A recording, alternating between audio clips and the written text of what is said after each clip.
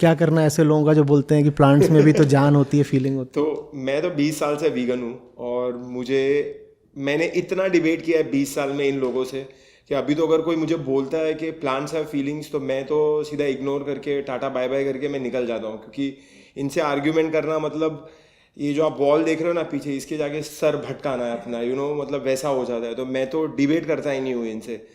पर आचार्य जी के पास बहुत सारे तर्क होंगे और बहुत सारे अच्छे अच्छे आर्ग्यूमेंट्स होंगे। तो नहीं, मैं उनकी बात से बिल्कुल सहमत हूँ। जब वो कहते हैं कि पौधों में भी तो कॉन्शियसनेस होती है, जीवन होता है, मैं मानता हूँ। आपको पौधों से इतना प्यार है और उस प्यार का मैं सम्मान करता हूँ, तो चलिए पौधे ही बचाते हैं, जानवरों को छोड़ते हैं। तो पौधे कैसे बचाएं? पौधों को बचाने का भी सबसे अच्छा तरीका है मांसाहार न करना। देखिए साहब, मैं मान लीजिए मैं हूँ शाकाहारी, शुद्ध शाकाहारी, ठीक है। तो मैंने क्या खाई? मैंने खाया मान लीजिए आधा किलो साग, उससे मेरी पूर्ति हो गई। मैंने आधा किलो साग खाया, बढ़िया मस्त, मेरी पूर्ति हो गई। आप हैं शुद्ध मांसाहारी, आपको चाहिए आधा किलो मटन।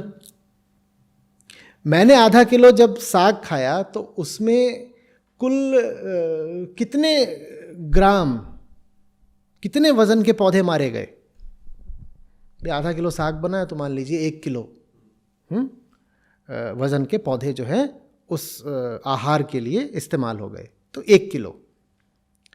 और आपने अगर मटन खा लिया आधा किलो, आप मटन क्यों खा रहे हैं? क्योंकि आपको पौधों से प्यार है।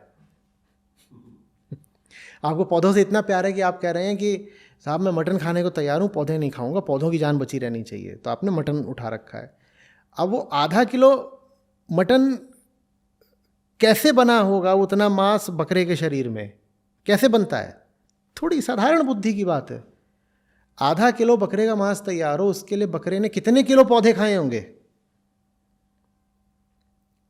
10 किलो, 20 किलो, हजारों किलो, क्योंकि वो और सैकड़ों में हो सकता पूरे उसके जिंदगी का सवाल है, राइट। वो तो 7-8 साल वो बकरा बड़ा हुआ, इतने सारे है। उसने खाता ही पौधे गया है, खाए, खाता ही गया है, खाते गया खाता ही खाते गया गया। है। तो आपकी प्लेट पर जो मांस रखा है, अगर उसका प्लांट इक्विवेलेंट रख दिया जाए कि वो जो मांस है वो कितने पौधों को मार करके तैयार हुआ है, तो आपकी प्लेट पर एक पूरा जंगल होगा। जंगल नहीं होगा तो कम से कम पूरा एक खेत होगा। खेत नहीं होगा तो कम से कम पूरा एक बाग होगा। आपकी प्लेट में समाएगा नहीं, इतने आपने पौधे मार दिए। तो जो लोग ये भी तर्क देते हैं कि पौधों को भी तो बचाना ज़रूरी है, अरे वीगन वालों या वेजिटेरियंस, तुम लोग तो बात करते रहते हो सिर्फ जानवरों की, पौधों को भी तो बचाना ज़रूरी है। मैं उनसे कह रहा हूँ, मैं आपसे सहमत हूँ, पौधों को भी बचाना ज़रूरी है। और पौधों को बचाने का एक ही तरीका है, जानवरों को मत खाओ। क्योंकि जब तुम जानवर का आधा किलो मांस खाते हो तो तुमने 100 किलो पौधे मार दिए। वो मांस कहाँ से आ रहा है वरना? नहीं नहीं नहीं नहीं नहीं, हमारे यहाँ तो जो बकरे होते हैं वो धूल पे पलते हैं।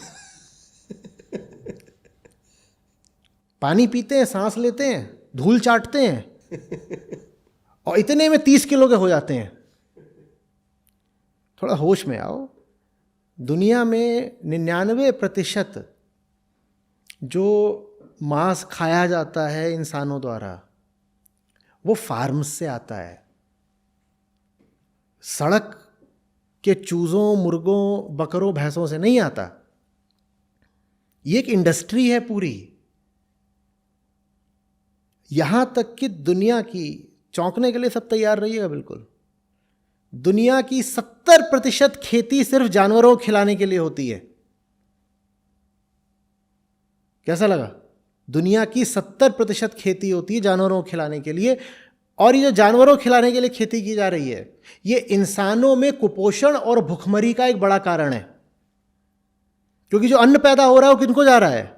जानवरों को। जानवरों को क्यों जा रहा है? ताकि कुछ हवसी लोग मांसाहार कर सकें। जिनकी वहशत और जिनकी जबान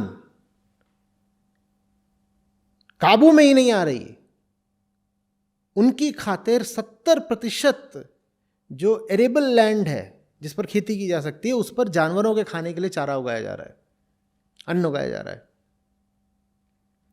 इतना ही नहीं, चूंकि ये मांसाहारियों की तादाद और भूख और हवस बढ़ती ही जा रही है, तो जमीन नहीं है जिस पे जानवरों के लिए चारा उगाया जा सके, तो क्या किया जा रहा है? जंगलों को, जंगल साफ किए जा रहे हैं पूरे के पूरे, ताकि और जमीन हो जिस पे और जानवर पैदा किए जा सके, उन्हें खाना खिलाया जा सके, ताकि फिर कोई उनका मांस खा सके। ये चल रहा है। और ये सब इनके पास चेहरा है।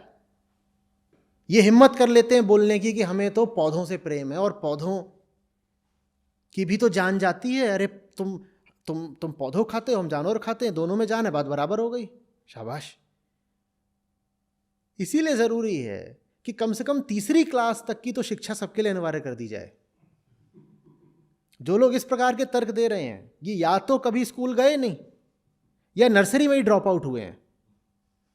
अगर ये तीसरी क्लास तक भी पढ़े होते तो ये इस तरह का भयानक मूर्खतापूर्ण तर्क नहीं दे सकते थे कि पौधों में भी तो जान होती है। और अभी मैं जो इसके बायोलॉजिकल एस्पेक्ट्स हैं उन पर तो आया ही नहीं हूँ कि साहब पौधों में नर्वस सिस्टम होता कहाँ है कि उनको दर्द होगा, कि साहब पौधों में तो कई अंग ऐसे होते हैं जिनको पौधा स्वयं चाहता है कि आप खाएं। उदाहरण के लिए, जब आप एक पौधे का फल खाते हो तो पौधा बहुत प्रसन्न होता है, आपने पौधे पर एहसान किया। आप जब फल खा रहे हो तो अब आप उस प्रजाति का बीज जगह जगह पहुंचा रहे हो। पौधा आपको धन्यवाद बोलता है कि अच्छा किया तुमने मेरा फल तोड़ लिया और खा लिया, या सब्जी ले ली और खा लिया। पौधा चाहता है कि आप ऐसा करें। और हमने पूरे पौधे को भी नहीं मार दिया। आपने पूरे पौधे को नहीं मार दिया। इतना ही नहीं, पौधा ऐसा है जो स्वयं अपनी पत्तियां गिराता रहता है। और पौधा ऐसी चीज़ होता है जिसकी एक डाल टूट गई तो दूसरी उगाती है। जानवर की एक टांग काट देंगे दूसरी नहीं उगाती है। आपको पौधे और जानवर में अंतर नहीं दिख रहा? तो ये ऐसों की बुद्धि अभी तीसरी कक्षा में पहुंची नहीं, इनसे क्या बात करें? कोई आध्यात्मिक तर्क क्या दूं? मतलब थोड़ा बहुत विज्ञान पढ़ लें, थोड़े तथ्य जान लें, इतना ही पर्याप्त है।